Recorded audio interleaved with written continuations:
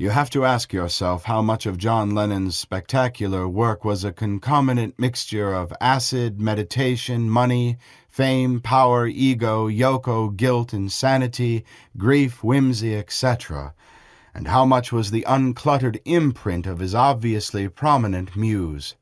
How many artists have been able to move through so many distinct phases in their work?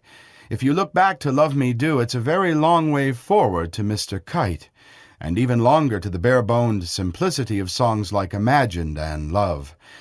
With Double Fantasy and the posthumously released Milk and Honey, he seemed to start the machine all over again.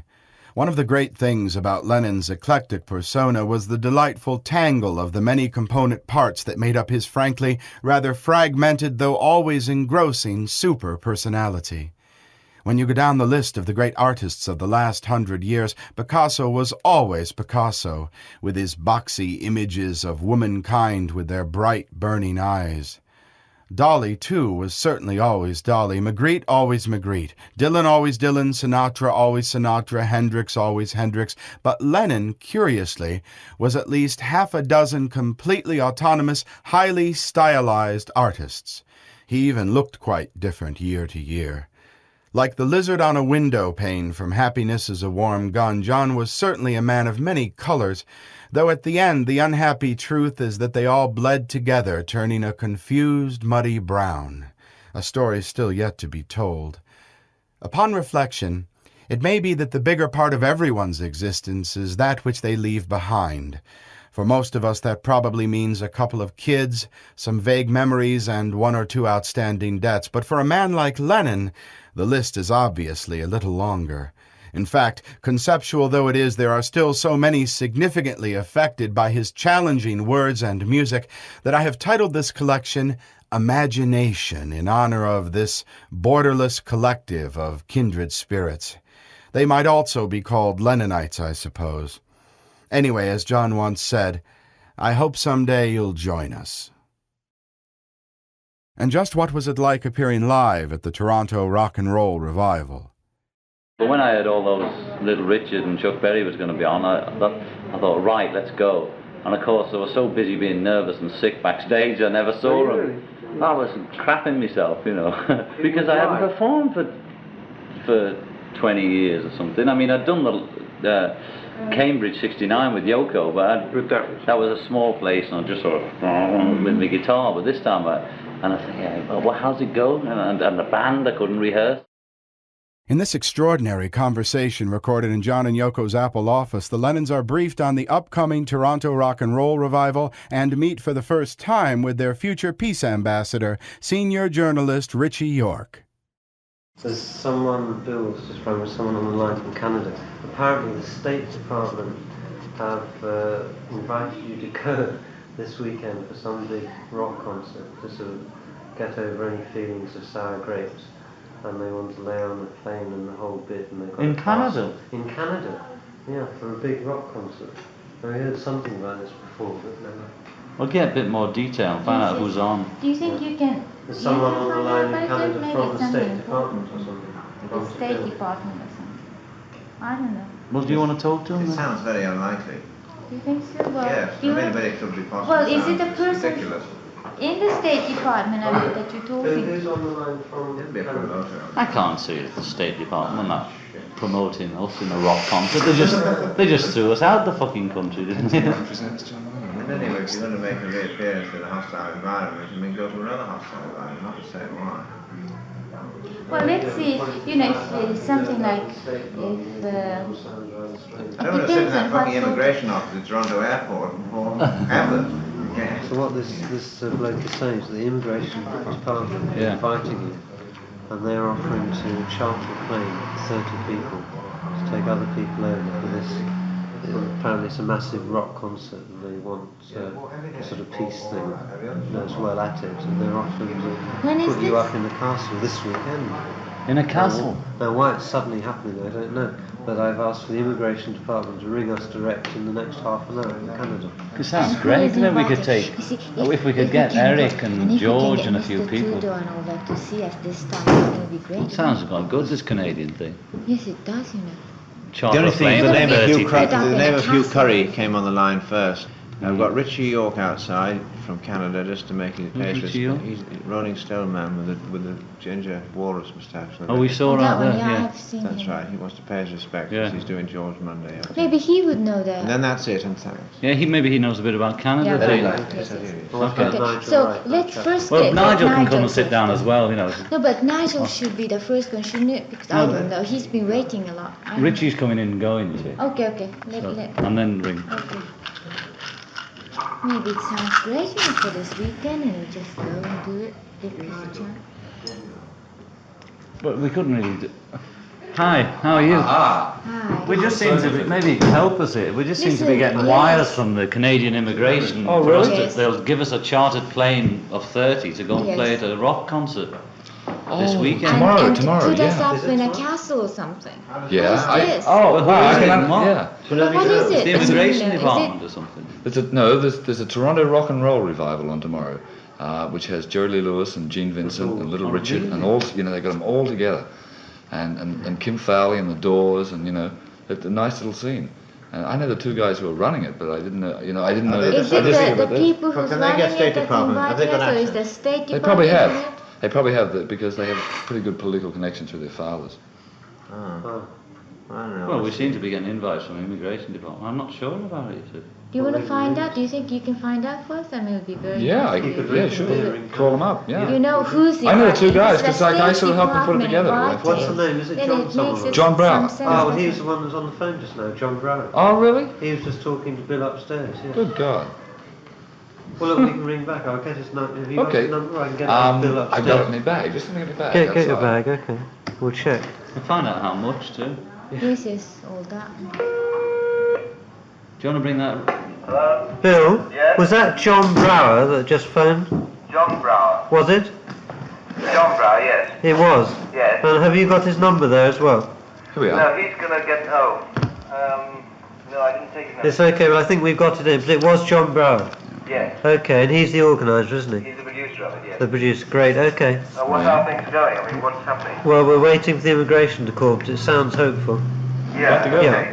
I think Well, so, if it's yeah. yes, if it's that kind of nice scene, So- Yeah, well, it looks like it, yeah. sounds like a nice. Will it won't turn into a rockers festival. Oh, no, there's not that sort of thing. So if you got Well, the you number, see, it'd we be can nice get if one we of could the get a seven. group together to take over. I wonder if George would do it. I doubt he wouldn't after seeing that Stones No, concert. but if it's Canada, he might. It's not No, I like doubt if he'd come to doing Canada. London. No. You wouldn't.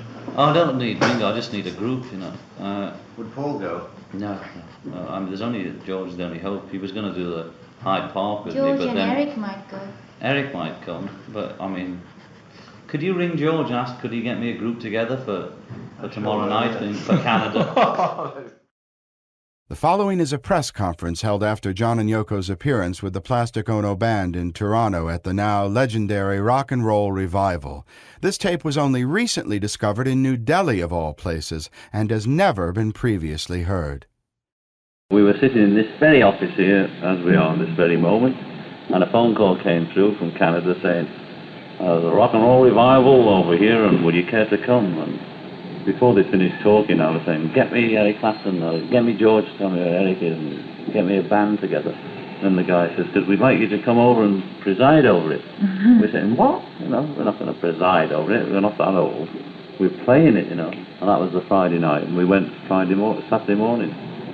And there was a bit of hang-up trying to find Eric, because he was living in the trees, And we got him around 9 o'clock in the morning.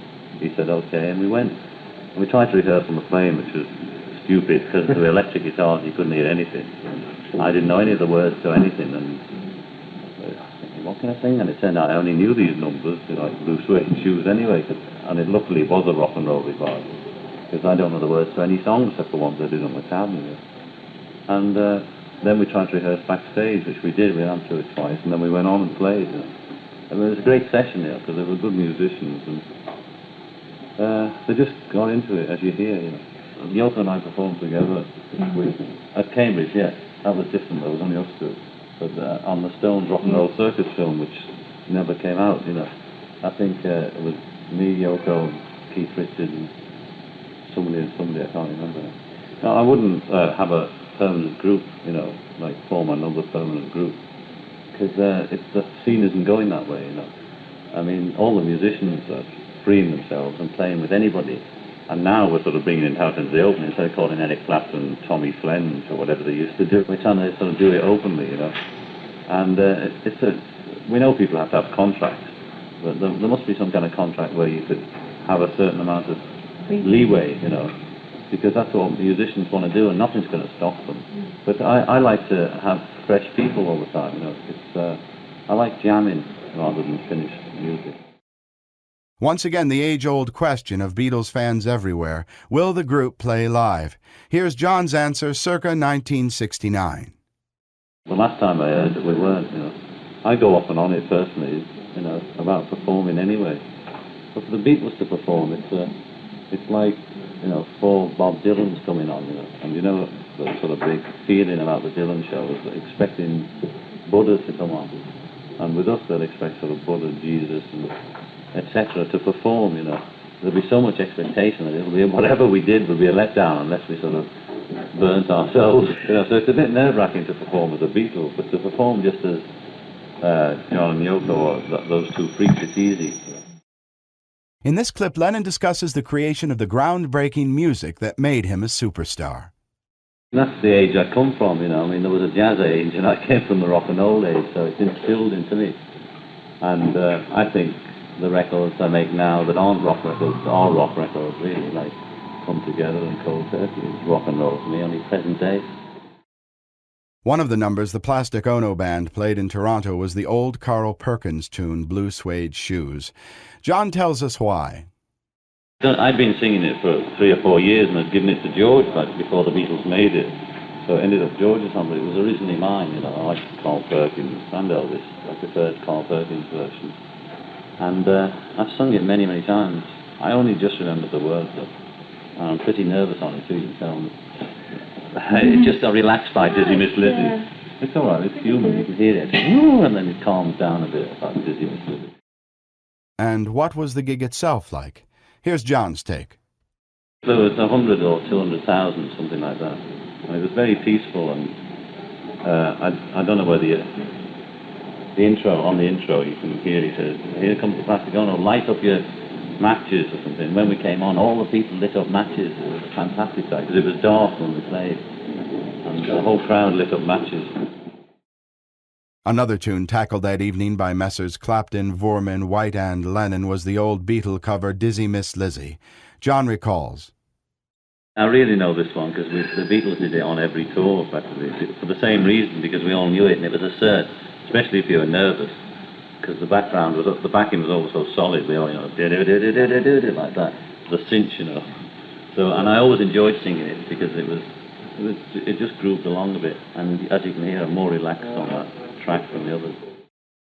When asked to name his favorite all-time Beatles track, Paul McCartney regularly answers, "You Know My Name, Look Up the Number," the Bonzo Dog Band sound-alike song recorded solely by John and Paul.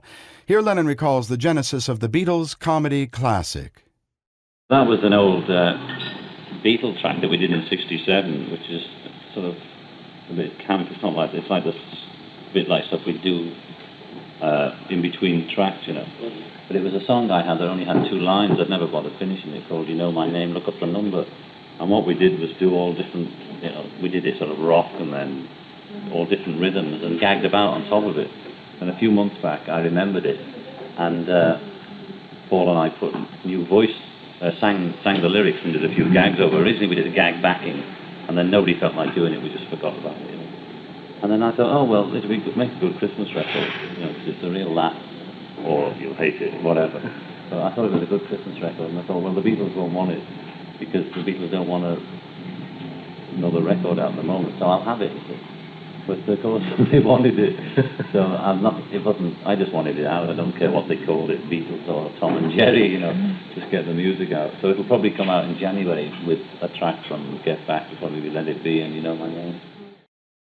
During this period in the Beatles' turbulent history, all 4 members of the group were constantly in motion, as Lennon herein recounts.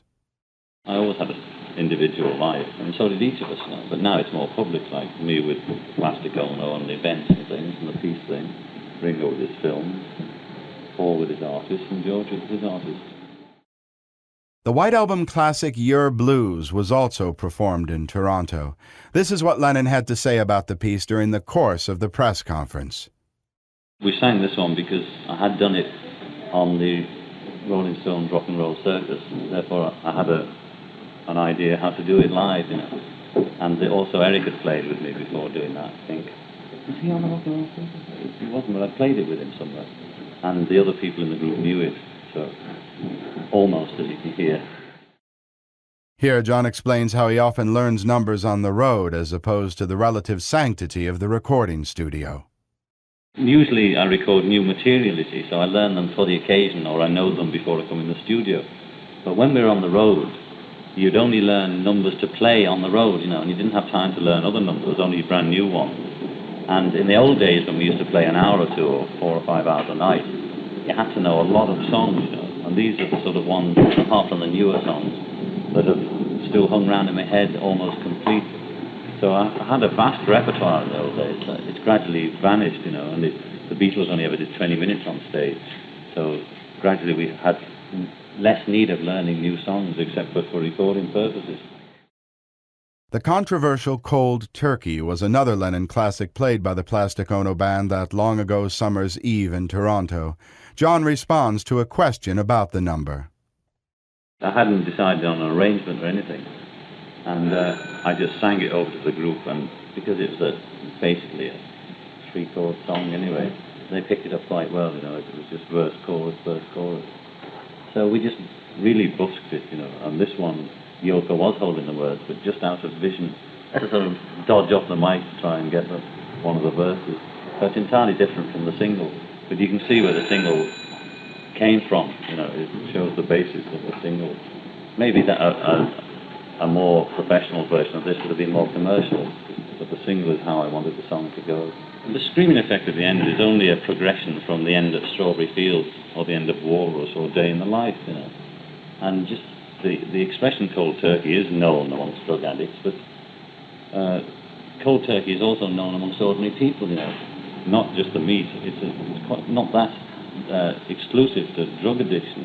And I like words or expressions, and cold turkey happens to be one of them. I wrote a song called I'm a Loser when I picked up the expression around, like kick out the jams is a nice expression. I'd write something called that if there weren't so many of them, you know. And I like I'm a Loser, and Day Tripper I made up out of hearing about trips before I'd ever had anything to do with tripping, as is known. And I wrote a song called Day Tripper, you know, and because I like the words. But cold turkey, whatever it means suffering, or it can mean flu, you know, 3-day flu, or dying in Biafra. It can mean a lot of things besides anything to do with drugs, you know. It can mean whatever you want. When John Lennon returned his MBE award to Her Majesty Queen Elizabeth on November 23, 1969, it created quite a stir. Here the leader of the Beatles explains the method behind his obviously symbolic act. The MBE, for the last year or two, I've been seriously thinking of returning it privately, as some people said would have been better. But what they don't understand is that had I returned it privately, there's no way of me returning an MBE privately. It would have come out anyway. And so therefore, rather than wait for the story to break, is to make use of the story that is going to be in the papers anyway if I do that certain action. It's like if I have an accident, I know I'm going to go to hospital, and that it's going to be in the press. So on the way to the hospital, if I can turn the accident into a peace event, I will. It's the same reason I did a bed event. We were going on honeymoon anyway. The press would have followed me on honeymoon anyway and been filming me through binoculars and things and telephoto lens. So rather than hide from them, the thing was to say, okay, the game's up, you know, I'm not going to play stag and run like being chased by a lot of hunters and say, I'm here, and what do you want to ask me? You know, I'm getting married, and a peace to all of you, and let's make this into a peace show. I'm not saying for the MBE or anything else that crops up in my life, I'll try and turn it, because I'm going to get press anyway, whether I want it or not. I found that out a long time ago, so I may as well make use of it. It was a gag, you know, because I'm not too serious a person, you know, and I think people get bored with seriousness. I think had I just done it in a very serious, somber, I am returning this MBE, like some of the colonels, that it would have had that effect, you know. Few people realize that following John and Yoko's bed-ins in Amsterdam and Montreal, a third protest was planned for the Bahamas. For various reasons, however, it didn't quite come off. John's official explanation was that it was just too damn hot and much farther from the United States media pool than he expected. What follows is a never-before-heard press conference held on the eve of the Lennon's departure to the bed-in that never was. Well, we've been trying to get in the States to do a peace mission, and we've been trying to get visas, you know, and it doesn't look like we're getting it so far. So we're going to the Bahamas to sort of blast off from the Bahamas, do a Cuba only our way from the Bahamas. And the reasons and the behind the scenes bit about the visas we'll let you know about in the Bahamas. Something to say about it. We've got something to say about it, which we won't say yet till we find out, you know, give them a day. And the thing is, we want to go and do a peace mission. We want to take acorns to Nixon. That's all we want to do, but somebody doesn't want us to do it, you know. And so the Bahamas is the next best deal we could think of. And we'll probably do bed event there, which we did in Amsterdam, which is staying in bed a week. And we call it our second honeymoon, which we're having rather quickly after our first one. And we'll be 3 or 4 every year. doing that from the Bahamas, bed for a week, and then we'll be out and about a bit, waiting to hear about the States and trying to get friends inside to help us, you know. Because I think they think I'm going to go there and run around the streets naked, you know. The plan is just to promote peace in a non-violent fashion, and the States needs it. And it's the right time for two non-violent people to go. And why are they frightened of two non-violent people going to promote non-violence? The situation's serious enough for them to be pleased with people that are going to say to the kids, don't break it. You know, which is a bit explicit in that letter. The kids are shouting, kill the pigs. And we're saying, you know, get off that and get back to make love, not war, you know. It's the only way out. And that's it, really, in a nutshell. And we're not trying to say anything special, and it's just something to remind them, you know, remember love and peace. You know. And give peace a chance. And we can't see that, you know, that's something for them to be frightened of. The circumstances which kept me out were the court case for the drugs charge, but as the judge accepted the mitigating circumstances, I don't see why the States can't, you know. And the British are under the impression that it's the Americans won't let me in, you know, and it's just a game that's going on called delaying tactics. So we waited a week, we've almost wasted 10 days trying to get out there. So now we're going to go as near as we can. And what would Lennon do if he actually somehow managed to get into the U.S.? Well, we hope to have an audience with Nixon and give him some acorns to plant for peace as a symbol of peace, you know. And we think that's a positive move towards peace. And we hope to go around the world doing that, if we can, you know. But we thought we'd start with America, as it was an English-speaking nation. You know. In need of some... And with the violence going on there. So that's what we would hope to calm some of that. If we have any influence over the kids and youth, which we do, it can be better felt if we're there. They think we're going to might inflame the youth, but we're not. We want to pacify everyone as much as we can. John was also asked to enunciate his hopes concerning the Bahamas bed-in. Here's his reply. We'll do 7 days in bed, in which we'll hold the 7-day press conferences, which is what we did in Amsterdam. For anybody who's interested, radio stations, TV, press, school mag, anyone who wants to know can get us there, you know. And we'd like, you know, the press from the north of America as well as the south.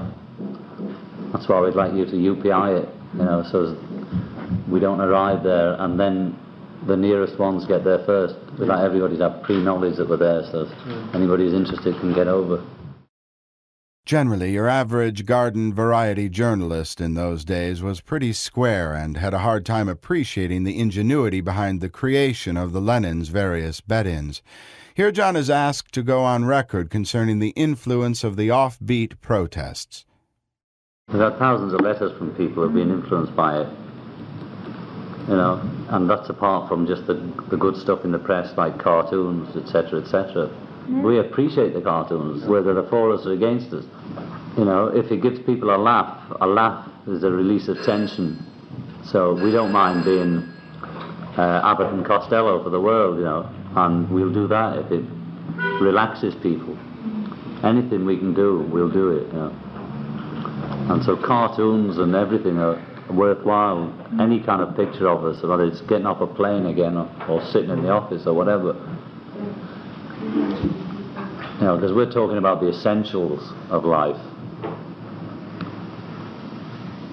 And most newspaper headlines are not that essential. So we think that our propaganda is as important as the next man's, if not more, because we're talking just about peace and not about what size table. This is the most positive thing.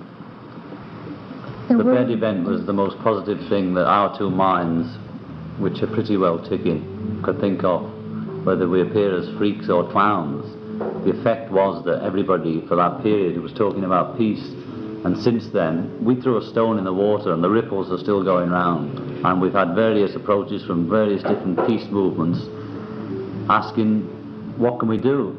You know, looks like the marches are going nowhere, which is what we're saying. All you get is front page headlines of violence after the march, and you know, we'll think up a few gimmicks for them too. So I mean, people, what we did was say John and Yoko are available for functions, you know, for peace functions, and that's what we did. So it doesn't matter whether they say we're freaks. We are freaks, you know, in their eyes, you know. But who's to judge what a freak is? You know?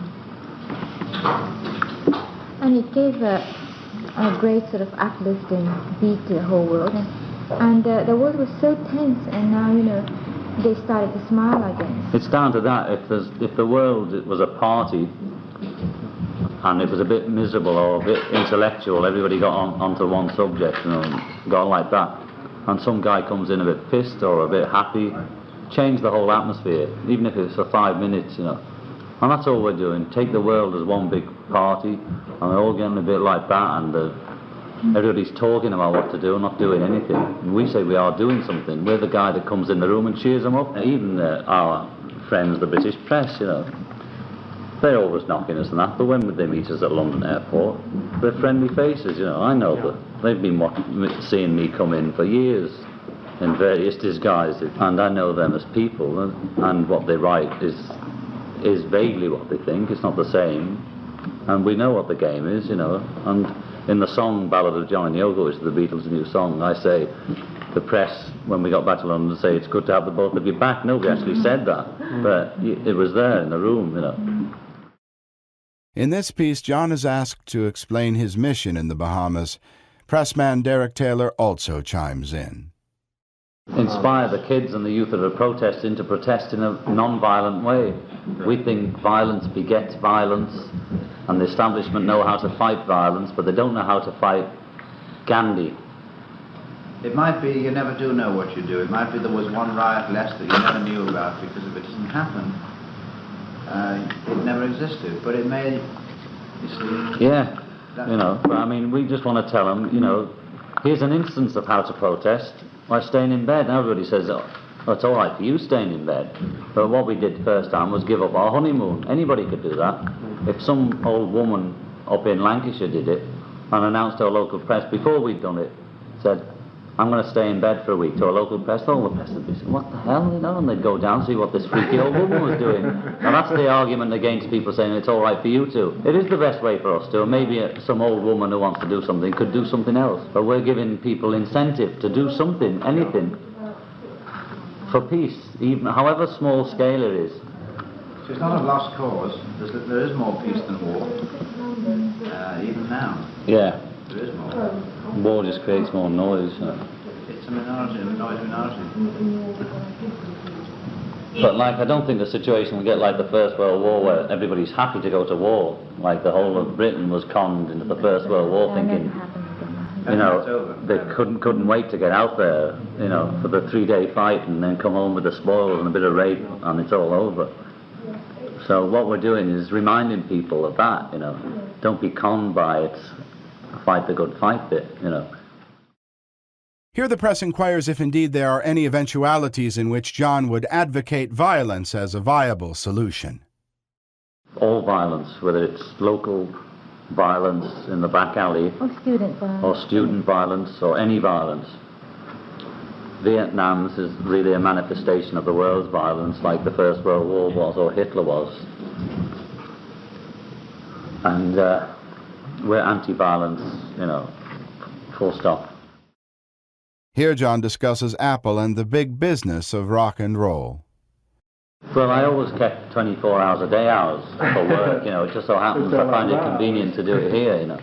As a Beatle, it was a 24-hour job, you know, and it still is as a Beatle and as Peacenik, Freak, John and Yoko, you know, it's the same gig. They're both very... Except that this happens to be our business as well, our Beatle business and Apple, so we do both, you know. Apple business is doing okay now that we have Klein and good people to look after it, and Platts, David Platts. And the Beatles are taking a break at this point of time. I should have been in America now, because Paul and George, I think George still is, but they're on holiday, you know. Like Ringo's in the Bahamas too, so I might spoil his holiday for him. We hope to go around for major places in the world, you know, and promote peace. And why the Bahamas for this particular protest, Mr. Lennon? We're going to the Bahamas because at the moment we can't get in the States, you know, and the reasons given are various. And we're going to the Bahamas to promote peace. We're trying to get to the States to promote peace. That only, non-violent protest, you know. And I think the States are afraid that we'll go over and rouse the kids up, you know, which we don't intend to do at all. We intend to try and calm the place down, you know. I think the States need us, you know, and we can help. And I don't see what reason besides, okay, there's the offence bit, that I can get in, you know, you're allowed in, Donovan's in, and it's the same bit, and there was mitigating circumstances allowed by the judge here. Why can't they accept that? Now, anything more about the visa, I can let your people know in the Bahamas, because there's still a chance. But I'm going to keep trying a bit nearer this time, and a bit louder, and a bit more publicly. But there might be some more fun about the visa, which I'll tell you about in the Bahamas, you know, backstage details. We're going to do a 7 days lie-in again, and talk to the press, and then all the people are interested in the communication world, you know, either radio, TV, newspapers, anything. And tell them a few stories about peace. We achieved a lot, you know. A, we relieved some tension in the world by giving a laugh.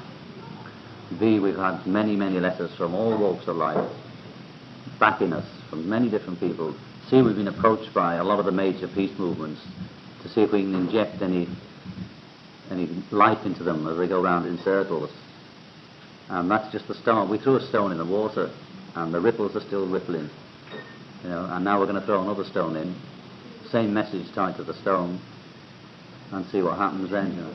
And we don't intend to stop till peace is declared, you know.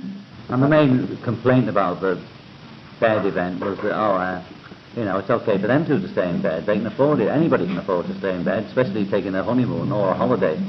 And if some old woman did it before we'd done it and announced in Lancashire, I'm going to stay in bed for peace, the press would have been around like hot flies. Or not hot flies, like flies around a hot cake, you know, saying, what is this old freak doing, you know? And so all we're doing is giving people inspiration to do protest against violence in a non-violent way. And all the marches did was get front-page news about violence from the police or from the crowd or whatever. And violence begets violence, and we say, if you want peace, you've got to get it peacefully. We'd like to see the President and give him some acorns to plant for peace as a symbol of world peace. At least let the trees grow, you know, and acorns are a seed and a very symbolic thing, you know, and it's also a positive move towards peace, and there need be no discussions about what size table or which field to put it in. You can just plant it And that's a positive public move towards peace, besides just saying, I'd like to start talking about it. We'll mail them as well, but we thought taking them was make sure they get it, you know. We'll mail them. They're part of that an address with the customs labels on. See, if we got to the States, we might have mailed them from the UN, say, you know, where everybody's in one pile almost, except for China and a few outside. There's no one waiting for them. Yeah, the acorns are waiting for us with all the parcels, names and everything, but we thought if we can give them personally to one or two world leaders and post them to the other people, then it have more effect than us just having one shot in the paper of us posting acorns which might get lost or not acknowledged to be received. In a very strange twist, various high-level politicians on both sides of the Atlantic were willing to help John with his visa problems if and when he filmed an anti-drug commercial aimed at the youth. He never did, as Lennon explains. Somebody had to stick their neck out, and this senator said he would, and he did, but he wanted a deal. And then when I talked to the ambassador over here, they said they wanted a deal was that I'd do an anti-narcotics videotape with him or something. But he told us not to mention anything about him. And then I'll have to word this so that I don't make any mistakes over there. So the embassy over here asked me about the videotape, you know, and I said I knew nothing about it, which I didn't. I knew about the senator, but I was not meant to say anything about it. They asked me about the videotape, and I said no, nothing about it. Then they said, oh well, and then they wired back to Washington and said he knows nothing about it, you know. So then they stopped it, and then they waited around a bit. Then last night, our people over there got through to him, and he said he'd have to say this, and he had a letter saying, I'm going to do tapes with Senator, whatever his name is, and anti-narcotics, and, you know, sell out to get in, you know.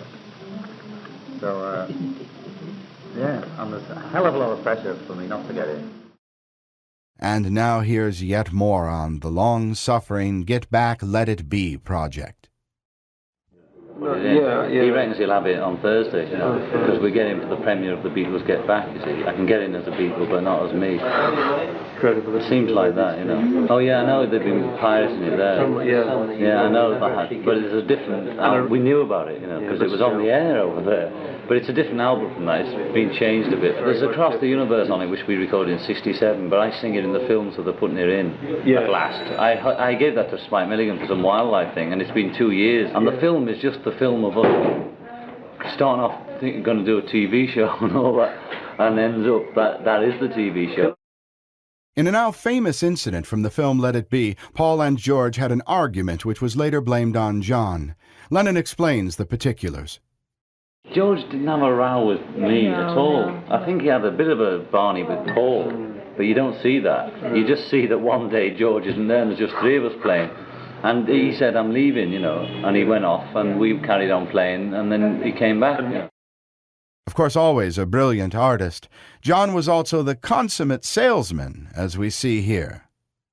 The Plastic Ono Band LP is coming out on December the 12th, and get your copy now. And just that, I don't know, we've said everything, you know, unless you can think of something extra. You know. No, I think that, you know. Just for people who think that bed events and MBEs don't have effect, the combination of bed events and MBEs and statements and other people doing things has made people like Nixon have to adjust. I'm not saying as a direct consequence of what we do, as part of the overall pattern of people like us and our equivalents in the States and the friends around the world. It's making them nervous, you know, and they adjust and start putting out silly films about about the silent majority and all that shit. So for people to realise that anything does help, any little helps. And how exactly does Beatle John wish people to view him? I prefer to be loved, you know. I prefer the whole place to be loved, and that's the whole ball game. But they've got to love me, even if I'm a hunchback Negro with one leg and a transvestite. Jewish. A hunchback Jewish Negro with one leg who's a transvestite. I want to be loved for myself and not for some kind of image. I'm not painting myself white to be loved, you know. I don't think that's the whole ball game. Prejudice and fear, you know. Like most journalists write about how my auntie felt about the MBE rather than about peace and Biafra, because they don't want to be conned. They're frightened of committing themselves, and rather be conned by that entertainer, they'd sooner divert the attention to something irrelevant. Here John discusses the particulars of his appearance at a gig on behalf of UNICEF at the London Lyceum Ballroom. Because of the way they've conned the public with it, we're going to get the finger pointed. So I think we might help them, because it's a good gig. But that's what they've done, is say we're coming. Now, whether somebody in the office gave them a hint or something, I have no idea. But we never said anything. I came home from holiday and read I was performing at the Lyceum Ballroom, you know. In this piece, Yoko comments on her own rather tentative performing career. You know, I've been appearing before, I mean, in a smaller circle, but to me, see, whenever I get on the stage, it's a different kind of high, and it doesn't matter if it's 20,000 or, 20. Yeah, But 20, it's a bit depressing, depending on the, hall. I mean, if it's a huge hall and if there's only 20, which happened many times, it's just depressing. But, it really doesn't matter, it's there, and I just start doing it. Inevitably, I have saved the best for last. If you weren't around back then, or perhaps weren't paying attention, it may be difficult to comprehend just how important and untouchable a figure was Beetle John. Something someone obviously forgot to convey to this daring, insightful, and frankly fairly cantankerous New York journalist. Listen carefully and see who you think presents the most convincing arguments. And don't let John's mile-high celebrity get in the way either. This is a no-holds-barred tussle between two keenly aware, opinionated people. Just the kind of high-octane repartee that's missing in our milquetoast time of PG ratings, blue-collar talk shows, and 24-hour news channels. I'm going to reverse the usual rules of interviewing and say something to you and ask you if you agree with me. I was dismayed and appalled by what you did in sending back the MBE because you didn't appreciate the award, fine, and you didn't care about having it, and you were going to send it back anyway in 1970, so you used two huge, catastrophic events of unspeakable horror as a convenient reason, when you might just as well have said, I got up and had a sinus headache this morning. A convenient reason for what? For sending back the MBE. I mean, did you really send it back as a protest about the Nigeria Biafra? Yeah, okay, here's the answer. I mean, you said you didn't ever want it. You didn't have the courage to refuse it when you got it. When do I get to go? Listen, I wanted to send it back for maybe a year or more. I was thinking about doing it privately. I have a choice of sending it privately or publicly. If I send it privately, it would have gone out into the press anyway. There's nothing, I can't do things like that privately. So if you accept that, I have two choices. Sending it back privately and it gets out anyway, or make a point of sending it back publicly and make some use of sending it back. But you didn't make any use. Well, it's a matter of opinion. Don't you see what you did? I mean... Listen, it's a matter of opinion whether it was any use or not. The Biafran public relations people thought it was of great use. Bertrand Russell thought it was of great use. So it's a matter of opinion. Sending back something you never wanted anyway? You're entitled to that. We were going to get married anyway, So yes. Can you tell them to stop that noise downstairs? It wasn't because, because we thought, well, we should do a big event for peace that we got married, We got married anyway.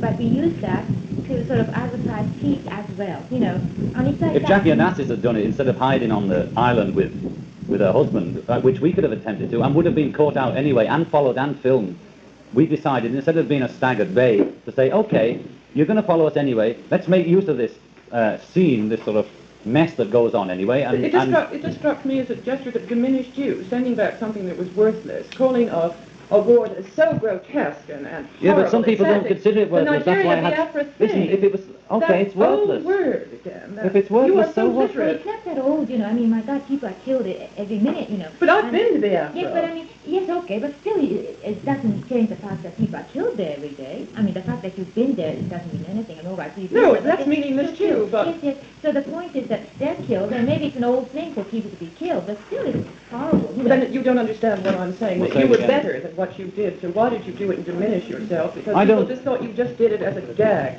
People thought we just did the bed event as a gag, and a lot of them have changed their minds. What the hell? I've told you, if the Biafran public relations thought it was good for their cause, do you think I'd accept their opinion over yours any day? I'm not worried about what people think I should be doing. I'm writing nice little arty books and making nice little bits of music for people. The people of Biafra have thanked me for doing that event, and that's enough. They must know, because they're in a very tough situation, And if they want all the publicity they can get. All they want is publicity. So for a start, that's what they need. Yes, but why did you have to say that I was going to send it back anyway, and this was a convenient... Because when people ask me... If people ask me why I sent it back, and had I ever thought of sending it back, and did you think of it last night or last year, I'd give them a straight answer, which is I've been thinking about it, I've been thinking of sending it out anyway, but I'm going to make use of it rather than just send it back anyway. It's the same thing as saying I'm ordering lunch and I'm not going to have apple pie because I don't like apple pie anyway, and that's my answer to the Right, if it gets on the front page of the paper that I don't like apple pie for peace, but is that all I care about, listen, I know that. The only reason, if I'm going to get on the front page, I might as well get on the front page with the word peace. But you've made yourself ridiculous. To some people, I don't care. If You're too good for if what it you're saves doing. lives... You don't think you... Oh, my dear boy, you're living in a never. Well, you talk to You don't think you've saved a single life. Maybe we'll say so in the future. Turkey, move up the It didn't do a bit of use. No. It's still gone down, so it didn't do anything. But, I mean, you don't equate of the civil war that's Look, going on listen. in Nigeria with that, and then talk about, well, this is my form of protest, Well, look. because people in anti-war campaigns are too serious. Yes. And they get battered. What do you know about a protest movement anyway? I know a lot about it. It's a lot more than sending your chauffeur in your car back to Buckingham Palace. You're just a snob about it. The only way You're to a make... fake. Okay, that's your opinion. And you live in a Netherlands. Let's answer. We use the... And no one will ever we tell use you the... this. I'm sure they're down on their There's knees. plenty of people on their high horses. Or here. for people who know what protest Get means. a It doesn't close-up. involve chauffeurs and Drugs are cars wearing off. and sending back medals you despised in the first place. Listen, You're embarrassing. do you Don't know despise that? advertising? I have nothing to do with it. Oh, you don't like it? Is that what it is? I don't consider it. Oh, well, You we do, use you advertising. seem to. We use advertising. Constantly. And politicians You are try... your own Can advertisement. you shut up a minute? I'll try. We use advertising. Everybody in this century uses advertising, including politicians, the Biafrans, the I know. Vietnamese, and everybody. So I personally happen to be in that game. I use advertising to promote what I think, and I think peace. So I promote it with using the technique of advertising. And what you think about it is egal, or whatever they say. Well, you know, if the Biafrans are so desperate, and if they thought that this is not helping, they're not going to stand up about it, you know. Well, what do you think about that? Oh, well, if you're one of the... Why don't you auction Why off do the they MPs? camp us, you know? I don't They know must have other anything reasons about to that. camp us. Well, if you've got better ideas, we're open to suggestion. Since we've done the few events we've done, people have come up with some good and some bad, and we do them. You know who told it told Paul is, don't you? Yes, I heard about it. Well, I mean, you know, the one thing we You know talk Mickey about. Mouse? Yeah, well, I mean, I know you like Wind in the Willows. Every politician was trying to jump on the bandwagon to cash in on the Beatles. Harold beat them to the punch, and old Ted missed it. Anyway, Ted insulted me in Parliament over my first book. Who cares? They If asked Ted me. insulted your first book. I don't We're know. talking about Biafra Well, you and cared Vietnam. enough to have it written down in the bit of Because it's paper. so You're like the appalling. people that write into the newspaper and say, if I ever read about that John Lennon and Yoko Ono in the newspaper again, I'm going to complain, and they do it again. You're doing exactly the same. Don't mention it if you don't care. What are I you? had to. I wouldn't have got choice. Why don't you go to Biafra or give money? I don't want to Well, get killed, you know. more credit for them at this The publicity, the Biafran publicity department got out of that was worth about £250,000. And if I give every penny I've got, then that's the end of that money, and I can't do it. I've got to start again to do what I'm doing. Publicity is money, you must know, because... The publicity the Biafrans got out of that was worth about $250,000 or whatever, in anybody's language. Those people need money for advertisement. That's what they thanked us for bringing the attention of the public to the problem in whatever form. They don't care how you do it, as long as you get them a mention, and that's all it's about. You see, if they were really starving, you know, and then if you give anything other than food, you know, a starving man is going to hit you back immediately because he'd be angry because all he wants is food. Now the thing is, the Biafrans are very desperate people. If we did something that was fake, you know, they're going to immediately hit us back saying, my God, I mean, why are you fake? I mean, they'll be saying the things that you're saying. They'll be the first one to say it. Well, there can be Instead, they discussion won't. because you're saying, look, the Instead, they Biafran, want us. the Republic of Biafran Mission in London thanked me, so I'm wrong, and you don't see the point at all. I mean, I Well, can't- that's a good point, because they're So- the ones who are in trouble, and they're the ones that we try to help. I mean, you don't count in this game. They're the ones who need help, and we gave help to them. So if they thank us, then we're happy, you know. Well, then why didn't Mr. Lennon make kind of a more meaningful gesture, now that we all know that he wanted to give back the medal anyway? It's It's ridiculous. meaningful to Why are them. you so hung up on the medal? The medal has nothing to do with it. No, exactly. So, this is why you but don't without have the to- medal, there would have been no publicity. I would have had to think of something else to interest our brothers of the press. But the medal was a godsend. The medal was lying there, and it was put to use. It doesn't matter that I didn't want it anyway. It was no sacrifice to give it. No. The drag is, I don't even get rid of it, I find out in the end. It But was, that's... it was just a huge joke, the whole thing. Well, Well, not a joke to them, you know. you're not And they laughing, I'm also not know. laughing. And meaningfulness, you know, it may not be meaningful to you, but I mean, you're not the one Well, who's also- dying. You're not the ones dying. They're the Mrs. ones Lennon, dying. I know probably more about Biafra than you do, and I know Well, I exactly don't what the care. Dying is dying, No. whatever it is. So the They're the Biafran ones Public who know. Relations Office thanked you. So Yes, And Bernard Russell, who knows a damn sight more about protest than you probably, as you were Well, claiming Russell ought to know, and- absolute knowledge on protest movements. We don't know much about protest movements. He We know said some of that them go they're wrong and some of them talking go about right. it. But he's like a king of the protest man, ain't he? And he didn't say anything to us about bed event. He obviously didn't think much about it or think it was effective or whatever, or didn't understand it. But the MBE affected him, and that's his generation. And we got a telegram from him this morning saying, whatever, you know. And he's the daddy of the protest, as far as I'm concerned. He ought to know about protest, you know, if you think you don't know, and he can't. I mean, we're just beginners in this protest bit. We've only been doing it a year. We're protesting against the war. We're protesting against. Violence. All we were trying to do mainly for Biafra is because I began to be ashamed of being British. There I was talking about Vietnam or anything else and realising how much involvement Britain had in Biafra. I only learned over a period of time. Why have you been so flip and quite so precious? Because So, I've learnt in the game of being in the public eye, and that if the castle falls by attack, that it falls from within, like America's doing at the moment. And Yoko told me also that we were doing this naturally, but Yoko told me about some ancient Chinese book which advises how to fight the battle.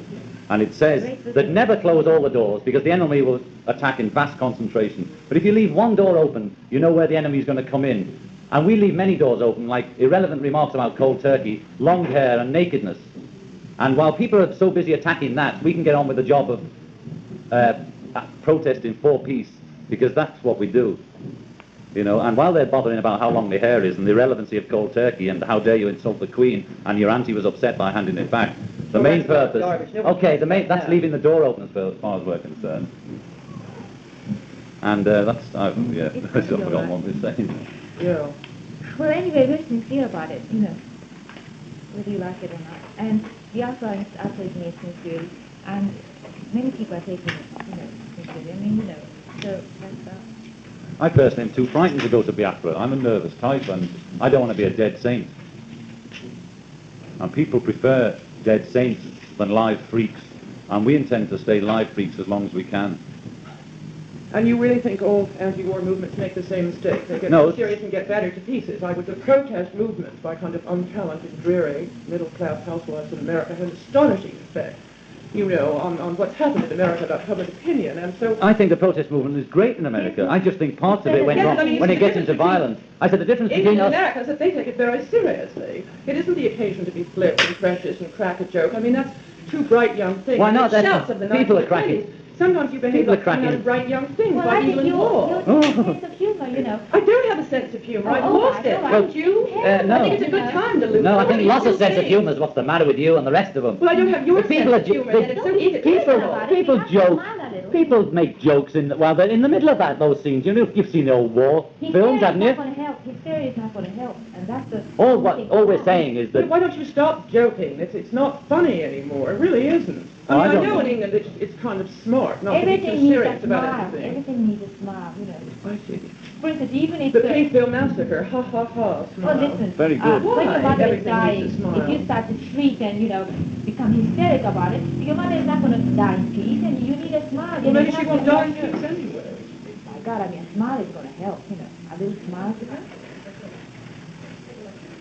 Well, I mean, I think, you know, anger is appropriate, and seriousness is appropriate. And yes, if we Well, of don't course all I get be- angry. What do you think I do? I get angry as well, but... I mean, but for God's sake, to relate what Mr. Heath said about your book... They asked me about that after the event. I'm not going to say, I don't want to talk. I don't care. I don't care what... What do you care what he said? He's a If the very press... strikingly honest person, and if somebody asks about anything, he's going to answer, you know, make it... They wanted my thoughts over the years leading up to getting rid of the MBE, and that was it. Can't you give up something else if it means a little bit more? It's not the sacrifice. You can't get that into your head, can you? You've stated it half a dozen times the MBE is irrelevant. I agree. It was no sacrifice to get rid of the MBE because it was an But embarrassment. what kind of a protest did you make? You said, I don't we know much did an about Liberia. advertising campaign for peace. Can you understand that? No, I a can't. very big advertising campaign for vulgar peace. and self-aggrandizing. Well, you think Are it's- you advertising do John you Lennon or want, do you want peace? nice middle-class gestures for peace Maybe. and intellectual It's what's in manifestos America. written by a lot of half-witted intellectuals and nobody reads them? That's the trouble with the peace movement. is intellectualizing a thing and handing out all these pamphlets. middle-class people in America protesting about the war for the last 3 years who are not the people. Not all of them, Well, I don't hear. Why did you Oh, need chauffeur. that 3 years and it's still not happening? Would you say that that's very effective?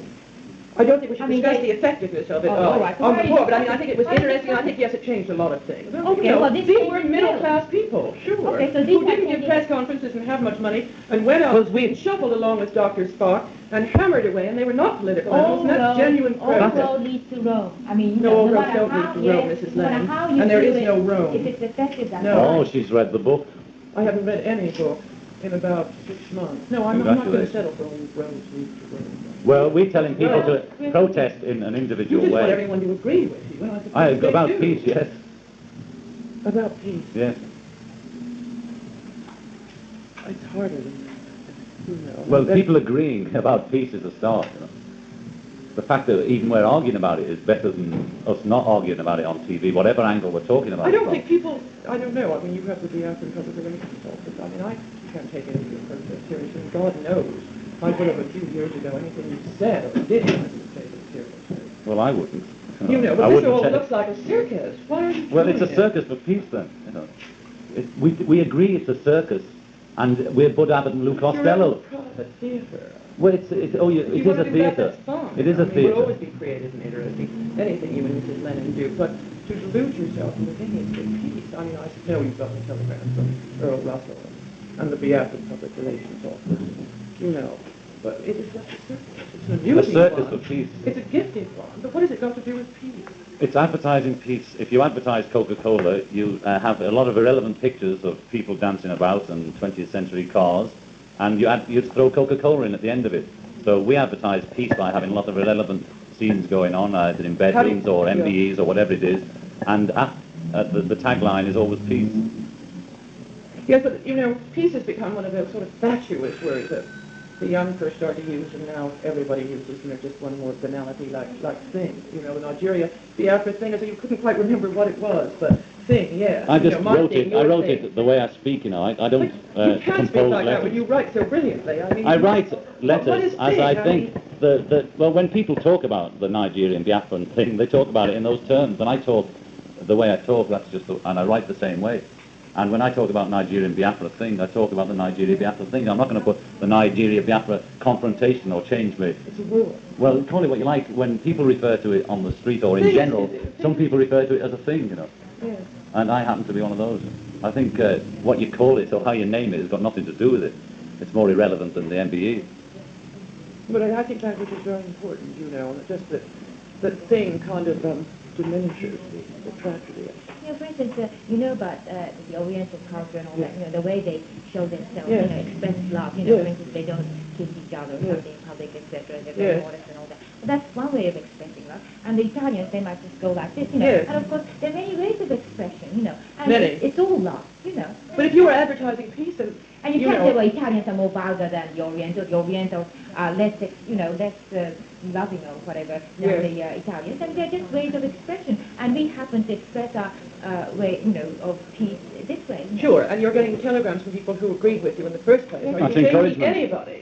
You know. Yes. Yes. No, they didn't okay. agree with us in the first place. No, A lot of they people didn't. wrote to us No, after. no, what I'm talking about, you know, the telegram from Earl Russell and the Well, I mean, I'm saying he never sent us a Yeah, telegram yeah. about the bed event, which we thought was just as good a peace advertisement as the MBE. But the MBE seemed to have got through to him on some kind of level, and therefore he felt he had to send a telegram. Well, but what are you doing he now? obviously, we do something, we have something lined up for Christmas. Hope you like it. You might like it better, or you But might if like it's it worse. advertising, then, you know. You don't like advertising. Well, that's the sort of the American. I mean, there just doesn't bit, seem to isn't be it? much sincerity in what you personally are doing about it. Maybe it's because I'm a foreigner. Sincerity You're is speaking, a- I mean, it just kind of shouts. Do you want sincerity from a I public can see relation? you waking up saying it's Tuesday. Let's see what war is going on and what should we do today. I mean, there must be other people who feel the same way I do. I suppose not. I'm not. There's probably many obvious. I mean, Akira, well, why don't you try and reach us? Because you're trying to persuade people We're trying, who don't yeah. have your permission.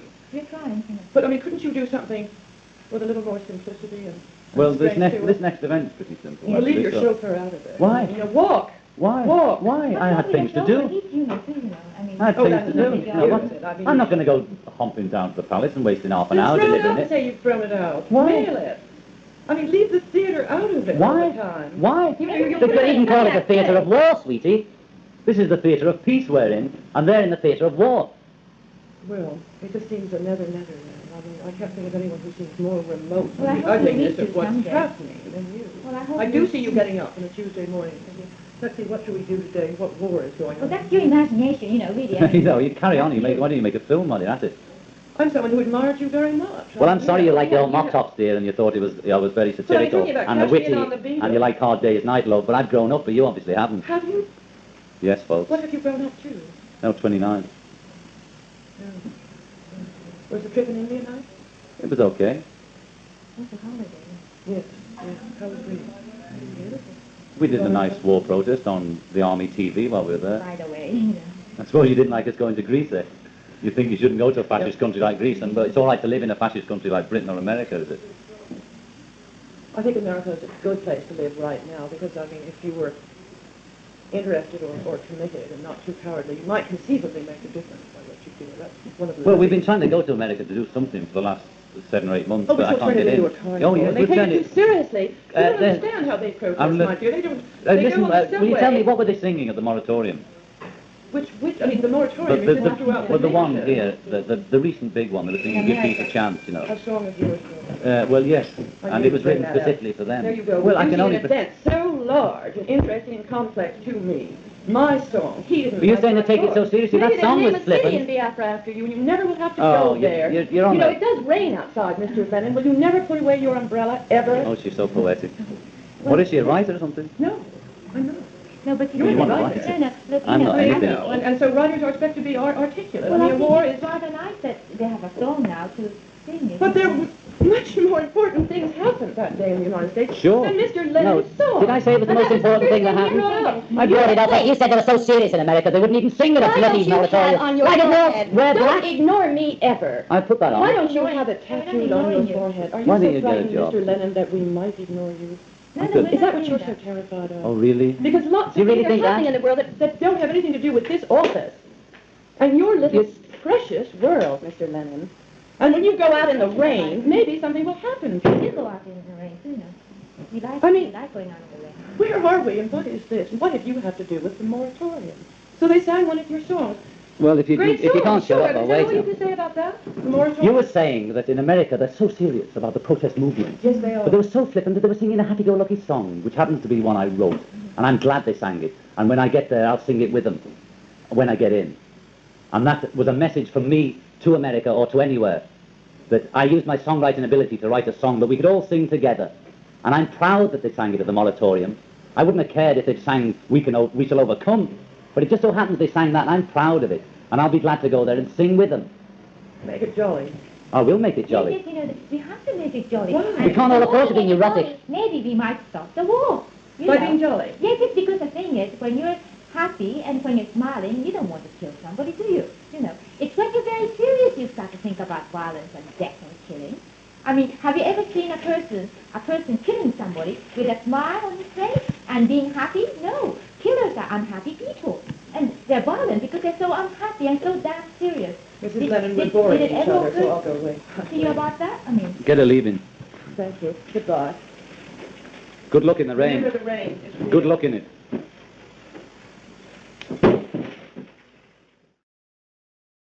नमस्ते।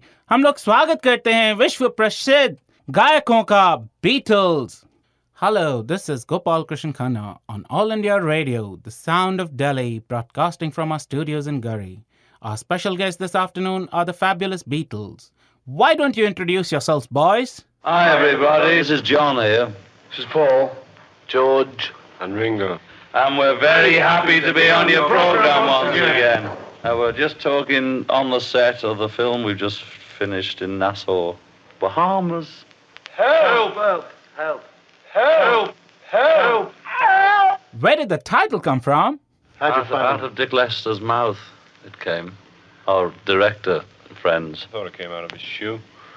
Well, Dick sort of slowly went up to us one at a time, punching us, saying it's going to be called Help. And we said, yeah, that's a great idea, Dick, sir.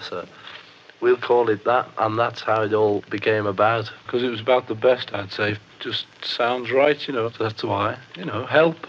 There you are. It fits the story because, you see, people are trying to get us all through it, you see, and so we need a bit of help, you see. Help. That's right. I was just wondering, how does this movie differ from A Hard Day's Night? Well, it's in colour for a start, and I don't know, there's a lot more happening in this. There's a story, you see. In the last one, it was just sort of documentary, but this is a real film almost. So, do you encounter any problems in this picture? A couple of more problems. A couple of more, yes. Because for a start, we had a big idol and lots of things, lots of trick things, you see. Whereas we didn't have any trick things in the last film, did we, John? No, we didn't, George. You didn't have any tricks in the last film. I heard there is a sort of Hindu deity in the film. What is this? Yeah, the business about the idol was that it was supposed to rise from the water, you see. And it wouldn't. As a sort of trick. And it wouldn't, because the water was always too rough for it. So we've had a bit of trouble with that. I'm chased by a gang of thugs all the way through it, actually. Yeah, they seem to be chasing Ringo, and then there's two leading scientists who hope to rule the world. And an Eastern beauty saves our lives from time to time. All I can say is, will John live to sleep in his pit again? Right. Or, for instance, will Paul ever get back to his united organ? Electric organ, I mean. So, what's the film all about, Ringo? I can't tell you what the plot is, but here's some of the questions that will be answered. Why were the high priests of the terrible goddess of Kaili interested in the Beatles? What did they want of him? They weren't fans. Two leading scientists hoped to rule the world. Paul was threatened by a beetle. B-double-E-T-L-E. Hey, Paul, how do you enjoy making movies? I think all of us really enjoy it. It's something different, you know, and we've all forgotten about how difficult it was or how hard it was sort of standing around the set all day. You forget about things like that. And it's just nice to be sort of doing something like a film, which is a completely new thing for us, really. You know, we've only ever done one before this one. It's just good seeing rushes and seeing a film get together and seeing it sort of make itself, you know. Yes, very exciting. Lovely. Any new songs in this one, John? There's about 7, not sure, and Paul and I wrote 11 and we chose 7 out of the 11. Hey, what is the title song then? It's called Help, you know. We think it's one of the best we've written.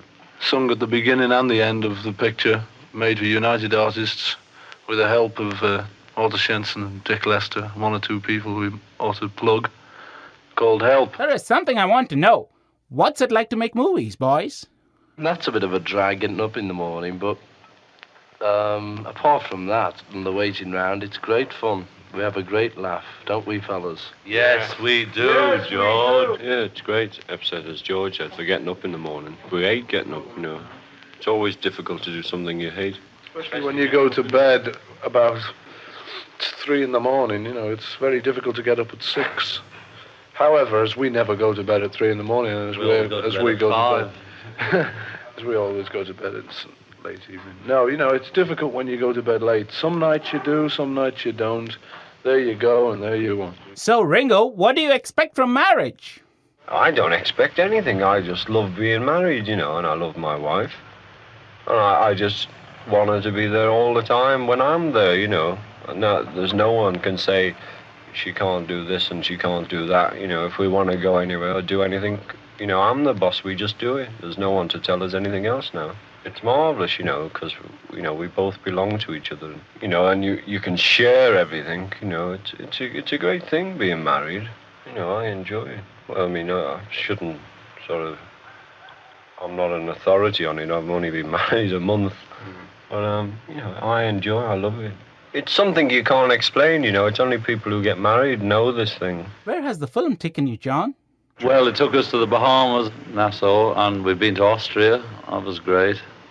And most of it was done in London, of course, which is also great. Listen, there must be times when your life gets to be too much. In fact, a recent article claimed you are even rude at times. The article was right. We've been quoted as being rude to people. We're always rude back. You know, and we're no more cynical than we ever were, just that it's, you know, people notice being cynical because we're sort of public figures, but we've always had the same attitude. We've always disliked the same kind of people as we did years ago. But if someone comes up to us and is rude to us, then we'd be idiots, you know, just to sort of stand there and smile as they were being rude to us, you know. I mean, nobody's going to take that. And it doesn't matter whether you're a public figure or anything. You know, you're just stupid if you don't do something, you know, in return. So I think it's okay turning the other cheek, you know, but your cheek doesn't half get smashed up that way. A woman came up and says, I've got a so-and-so-year-old daughter, but I couldn't care less myself. You know, something like that, she said. And I thought it was pretty rude, seeing as we were eating at the time as well, in the middle of a meal. So we were just a bit cold towards her. And she probably thought we had no right to be, but she forgets that we're human, you see. At what point do you get used to the phenomenon like Beatlemania? At first, you know, everything was going too quick anyway. We didn't even have enough time to think of what was happening. We just did it, and then, you know, suddenly we realised that we were selling records and things. But, you know, apart from that, we never thought too much about it. You know, we used to just see how many records were selling, and that was it. Go and do a show, but we never used to sit round talking about how great we were. So, you know, it's just a thing, you know, in the back of your head that you're what you are and you're doing your job, and that's it, you know. Now that you have completed your second picture, will you be doing your concerts again? We're doing a big tour, you know, in America. I don't know how many cities, but it'll be pretty hectic, you know. But it's all good fun. We enjoy it. Filming, making records, concerts. You know us, a laugh a minute. Ha, ha, ha, ha, ha, ha. When you are composing a new song, do you write it for a particular scene? What happens is that we just shove them in anywhere. Yeah, we just write the songs first, and then just shove them in anywhere, as George said, especially in the sunset scene at the very end of the picture, where the two lovers, that's George and Ringo, are coming towards each other on the beach, and they just finally meet. Well, actually, they don't quite meet, they just run past each other and both dive into the sand, and as they do, the sun goes down. Yeah, that's it. The sun goes down, and it's a sort of big facade of Oriental beauty, you know what I mean? That sort of facade Harbottle. And then the whole picture just ends up with them. You're telling him too much about the story. I'm sorry, I've told you too much. They won't go to see it if you tell them all about that. Have you told them about the vintage car race? The vintage car race? Well, that's another scene where we all go from Brighton to Egmerton. And none of us win, unfortunately, and it just about ends there. I want to thank you for speaking with us today. Best of luck, our friends. George, Paul, John, and Ringo. India loves you! This is Paul McCartney saying thank you very much. We hope you enjoy our film, and it's been nice being on your show. This is John Lennon saying thanks for everything, enjoy being on your show. This is Ringo saying thanks for everything. Hope you enjoy the film and the songs from the film, and we hope to see you all when we come to the States. And this is George saying goodbye to everybody who's been listening, and also to you for having us on your programme. Thank you very much, sir. Goodbye. So long. Help! Geoffrey Giuliano is the author of some 30 internationally best-selling books on the Beatles, John Lennon, and other iconic musicians of the 1960s. In 2006, his book, Paint It Black, The Murder of Brian Jones, was made into a film by Stephen Woolley and Nick Powell entitled Stoned, The Wild and Wicked World of Brian Jones. It remains a cult classic and the only film bio of the Rolling Stones. Giuliano is also a veteran journalist, having written for dozens of high-profile newspapers and magazines, including The Sunday People, The Daily Mail, The News of the World, The Mail on Sunday, Playgirl, and Rolling Stone. A noted film actor, Giuliano starred in such movies as Vikingdom, Scorpion King 3, Jules Verne's The Mysterious Island, The Fifth Execution, Far Cry 3, Fire Desire, among many. In addition, he hosted the long-running North American syndicated radio series, Geoffrey Giuliano's Roots of Rock, for 5 years, as well as pioneering the audiobook industry in the 1990s by authoring, narrating, and producing over 250 original, non-book-based, interview-driven productions. Giuliano's publishers included Random House, HarperCollins, Delta Entertainment, Durkin Hayes, Playaway Audio, Speechworks, and B&B Audio, among dozens more internationally. In 1998, Random House acquired his firm Tribute Audio, for which Giuliano acted as CEO and publisher for 5 years. His best-selling audiobook, That Fateful Night, True Stories of Titanic Survivors in Their Own Words, was nominated for a Grammy. In 2014, Geoffrey Giuliano founded Icon Editions and G2 Media Arts to market his updated works as well as publish new projects. As a visual artist, Geoffrey has been showing in galleries across America since 1977, garnering impressive reviews. His first professional assignment was designing several T-shirts for The Who's Pete Townsend in 1976. Geoffrey also designed and illustrated many of his original rock biographies for the biggest publishers in the world from 1984 to 2006, as well as designing for his pioneering record label, Samba Records, in the mid-1990s. From 2006 to 2011, Geoffrey was also the primary designer for the French fashion house Cotai. When Giuliano first conceived of creating his own literary imprint, Icon Editions, he became responsible for illustrating and designing 35 book covers, several hundred CDs, DVDs, as well as dozens of promotional posters, and eventually an entire collection of exclusive fashion and art. The expansive Design by Giuliano brand grew out of Geoffrey's impressive commitment to the arts and is the culmination of a lifetime's work by an extraordinarily talented and determined Renaissance man.